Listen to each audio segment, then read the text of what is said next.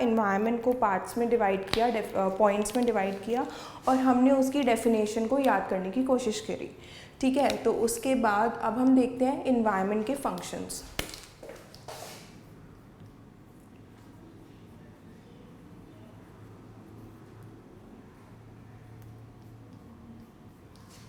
Environment के function से हम स्टार्ट कर रहे हैं।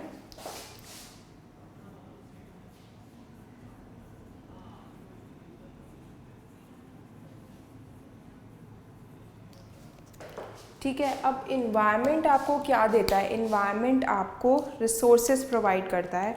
ठीक है, अब ये रिसोर्सेज जैसे कि हमने यहाँ पे पढ़े थे biotic and abiotic resources environment में, और यहाँ पे हम दो अलग तरह के रिसोर्सेज पढ़ रहे हैं।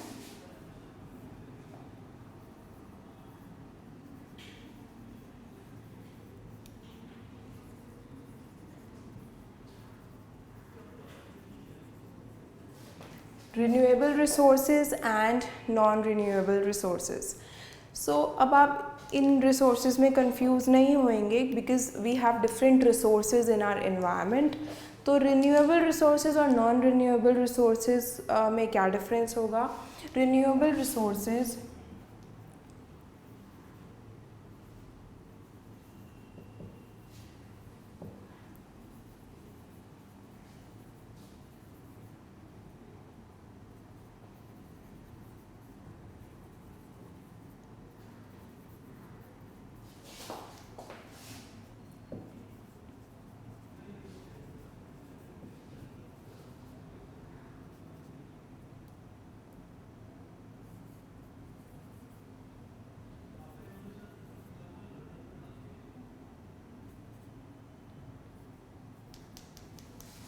ओके, सो रिन्यूएबल रिसोर्सेज में हम देखते हैं कि हमने लिखा है कैन नॉट गेट डिप्लीटेड।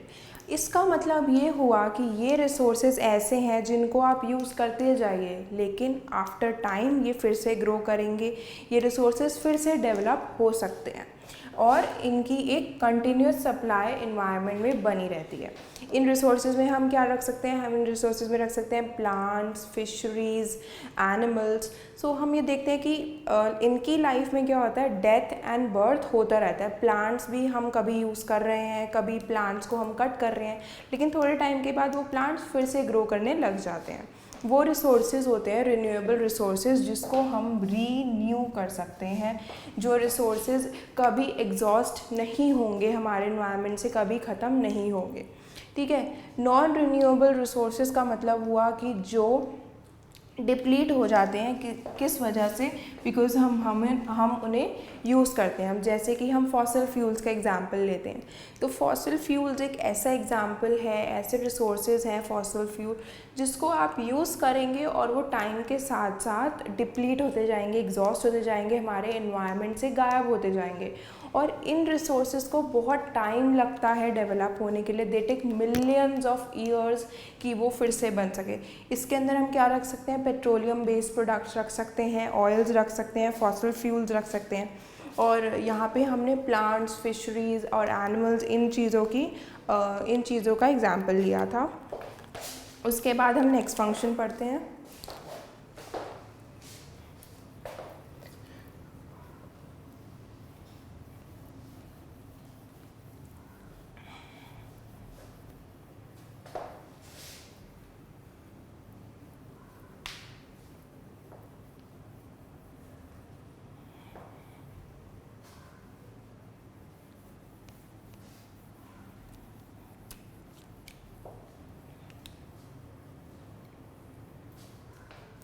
उसके बाद अब हम सेकेंड फंक्शन से स्टार्ट करते हैं।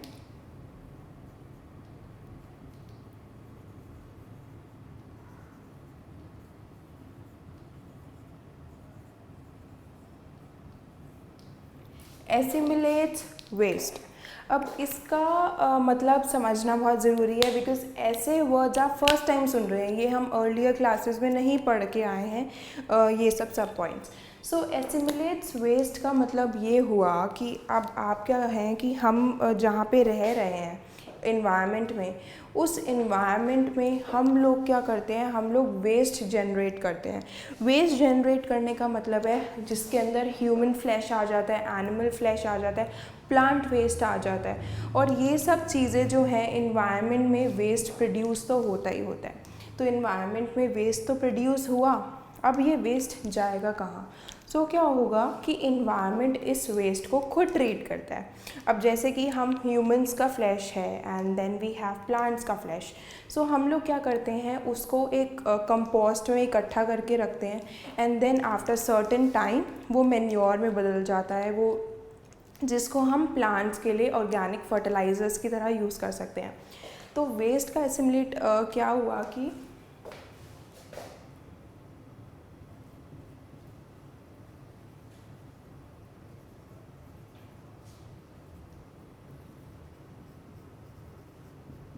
तो इन्वायरमेंट क्या करेगा, पहले वेस्ट को कलेक्ट करेगा, देन उसको प्रोसेस करेगा वेस्ट को। इससे क्या होगा कि वो इन्वायरमेंट के लिए ही कहीं ना कहीं एज अ रिसोर्स काम आएगा वेस्ट। ठीक है, उसके बाद नेक्स्ट फंक्शन स्टडी करते हैं।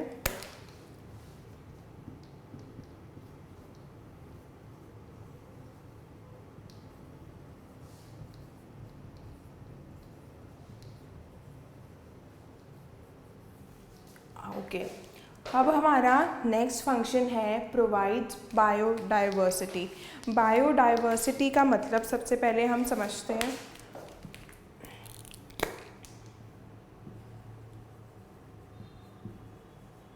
बायोडाइवर्सिटी का मतलब होता है हैबिटेट। हैबिटेट मतलब इन्वायरमेंट आपको एक बायोडाइवर्सिटी या एक हैबिटेट प्रोवाइड करेगा जहाँ पे आप लोग रह सकते हैं। जैसे कि एनिमल्स को उन्होंने इन्वायरमेंट ने फॉरेस्ट दिए हैं, ट्रीज़ दिए हैं, प्लांट्स दिए हैं इंसेक्ट्स को रहने के लिए, वैसे ही ह्यूमंस को इन्वायरमेंट ने लैंड दिया है जहाँ पे हम अपने हाउसेस बना सकते हैं और अपने लिए शेल्टर क्रिएट कर सकते हैं और हम वहाँ पे रह सकते हैं। तो इसका मतलब हुआ कि इन्वायरमेंट ने बायोडाइवर्सिटी दी है हमें। ठीक है, उसके बाद इसके अंदर ये भी आएगा फंक्शन,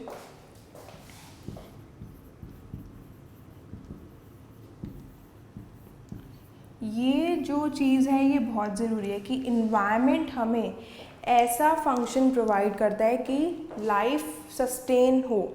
लाइफ सस्टेन हो का मतलब है कि लाइफ चलती जाए, बर्थ एंड डेथ होते जाएं और ह्यूमंस की या प्लांट्स की या एनिमल्स की लाइफ कभी रुके नहीं। सो ये कंटिन्यूस प्रोसेस है एंड लाइफ गोज़ ऑन, क्योंकि इन्वायरमेंट हमें ऐसी चीज़ें प्रोवाइड कर रहा है जिससे हम अपनी लाइफ को सस्टेन कर सकें। ठीक है, उसके बाद प्रोवाइड्स बायोडाइवर्सिटी के बाद हमारा एक और फंक्शन है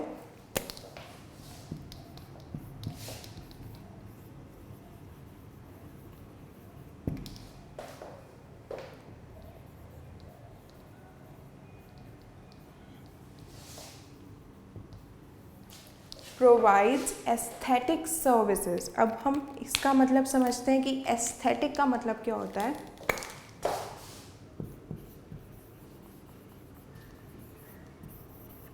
aesthetic means something which is related to beauty. So environment हमें क्या प्रोवाइड कर रहा है, इन्वायरमेंट हमें ऐसी सर्विसेज प्रोवाइड कर रहा है जिसको हम ब्यूटी से रिलेट कर पाएँ, जैसे कि सीनरीज। इन्वायरमेंट से इम्प्रेस होके या इन्वायरमेंट का ध्यान रखते हुए हम लोग सीनरीज बनाते हैं, ब्यूटीफुल चीज़ों को क्रिएट करते हैं, हम फ्लावर्स की पेंटिंग्स बनाते हैं। तो ये सब चीज़ें क्या है जो हमें इन्वायरमेंट ने दी है, हम उन्हीं चीज़ों को पोर्ट्रेट कर रहे हैं, हम उन्हीं चीज़ों की सीनरीज वगैरह बना के उनका यूज़ कर रहे हैं।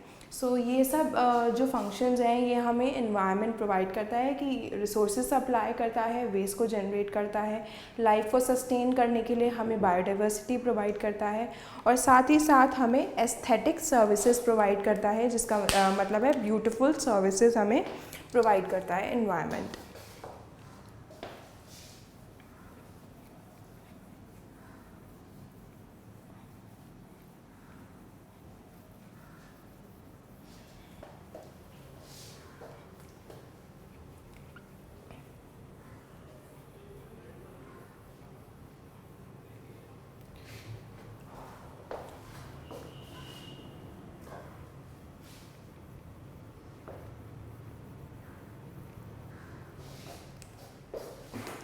ओके, सो इसके बाद अब हमें एक वर्ड पढ़ना है। उस वर्ड को पहले हम लिखते हैं और उसके बाद हम उसकी डेफिनेशन पढ़ने की, समझने की कोशिश करेंगे।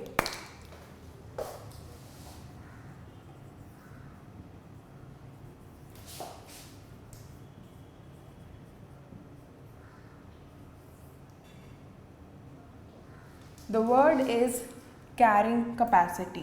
कैरिंग कैपेसिटी को समझते हैं। अब इन्वायरमेंट एक ऐसा सिस्टम है जो हमें रिसोर्सेज तो प्रोवाइड करेगा। अब इन्वायरमेंट से हम ह्यूमंस क्या करते हैं, उन रिसोर्सेज को एक्सट्रैक्ट कर लेते हैं। लेकिन होता क्या है कि हम उन रिसोर्सेज को इतना ज़्यादा यूज़ कर लेते हैं, इतना ज़्यादा उन रिसोर्सेज की डिमांड करते हैं कि हम इन्वायरमेंट को टाइम ही नहीं देते कि हम उन रिसोर्सेज को कि इन्वायरमेंट उन रिसोर्सेज को फिर से बना सकें। फॉर एग्ज़ाम्पल, हम एक पर्टिकुलर चीज़ को इतना ज़्यादा यूज़ करें, जैसे कि हम प्लांट्स को यूज़ करते हैं, हम प्लांट्स का इतना ज़्यादा एक्सट्रैक्शन करें, हम क्रॉप्स बहुत ज़्यादा यूज़ करें, हम वेजिटेबल्स बहुत ज़्यादा यूज़ करें, तो इन्वायरमेंट को भी हमें टाइम देना पड़ेगा कि वो उन क्रॉप्स को फिर से बना सके, वो उन वेजिटेबल्स को फिर से बना सके, वो उन प्लांट्स को फिर से बना सकें। सो इतना टाइम हम ह्यूमंस इन्वायरमेंट को नहीं दे पाते। तो वही चीज़ यहाँ पे आएगी कैरिंग कैपेसिटी में, कि इन्वायरमेंट की जितनी कैरिंग कैपेसिटी है, मतलब जितनी कैपेसिटी है इन्वायरमेंट की उन रिसोर्सेज को फिर से बनाने की, उन ह्यूमंस की डिमांड को कैरी करने की, उतना ही आप रिसोर्सेज को यूज़ करें। सो यहाँ पर बेसिकली हम डिमांड को स्टडी कर रहे हैं कि उतना डिमांड करो जितना आपको पता है कि इन्वायरमेंट आपके लिए उन रिसोर्सेज को फिर से डेवलप कर सकता है। So this is carrying capacity. Next हम एक और वर्ड पढ़ते हैं।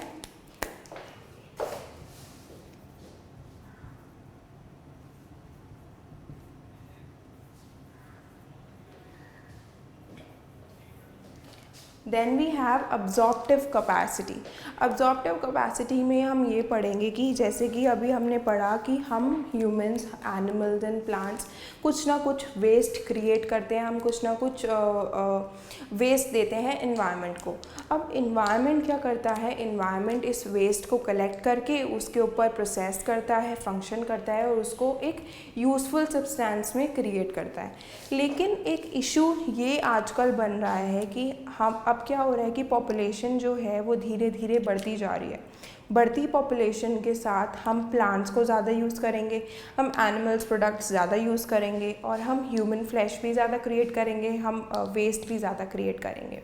सो ये क्या होता है, ये इन्वायरमेंट पे एक बर्डन बढ़ जाता है कि आप इन्वायरमेंट के पास रिसोर्सेज तो बहुत कम हैं, लेकिन वेस्ट जो है वो ज़्यादा ज़्यादा ज़्यादा और ज़्यादा बनता जा रहा है। तो इन्वायरमेंट को उतना टाइम नहीं मिल रहा कि वो उस वेस्ट को जनरेट कर सके, उस वेस्ट को प्रोसेस कर सके और आगे रिसोर्सेज को डेवलप कर सके।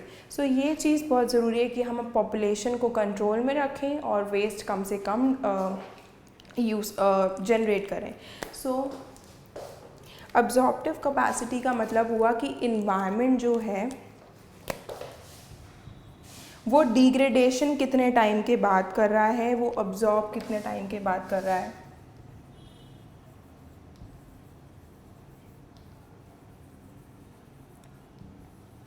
इन्वायरमेंट जो है वो डिग्रेडेशन कितने टाइम के बाद अब्जॉर्ब कर रहा है, मतलब कि वो वेस्ट को कितने टाइम बाद प्रोसेस कर रहा है, इसको हम रखते हैं अब्जॉर्प्टिव कैपेसिटी में। सो ये दो वर्ड्स थे, कैरिंग कैपेसिटी एंड साथ ही साथ अब्जॉर्प्टिव कैपेसिटी। अब क्या होगा कि कैरिंग कैपेसिटी और अब्जॉर्प्टिव कैपेसिटी जैसी चीज़ें अगर इन्वायरमेंट में सही तरह से फंक्शन नहीं करेंगी, तो इन चीज़ों के सही तरह से फंक्शन ना करने की वजह से क्या होगा,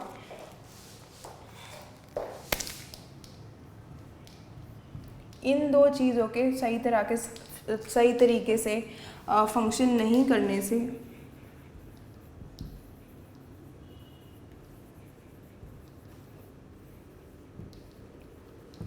इन्वायरमेंट के क्राइसिस होने लग जाएंगे।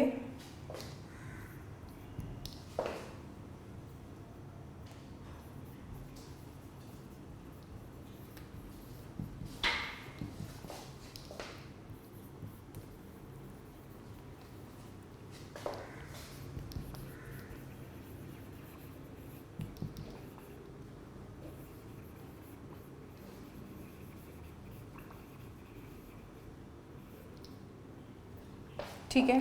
सो अब हम ये देखते हैं कि इन्वायरमेंटल क्राइसिस होने लग जाएंगे, मतलब कि इन्वायरमेंट में बहुत ही उथल पुथल हो जाएगी और इन्वायरमेंट जो है वो सही तरीके से फंक्शन नहीं कर पाएगा। और साथ ही साथ क्या होगा कि आप क्या करोगे, अगर इन्वायरमेंटल क्राइसिस होने लग जाएंगे, आपको रिसोर्सेज सही तरीके से अवेलेबल नहीं होंगे।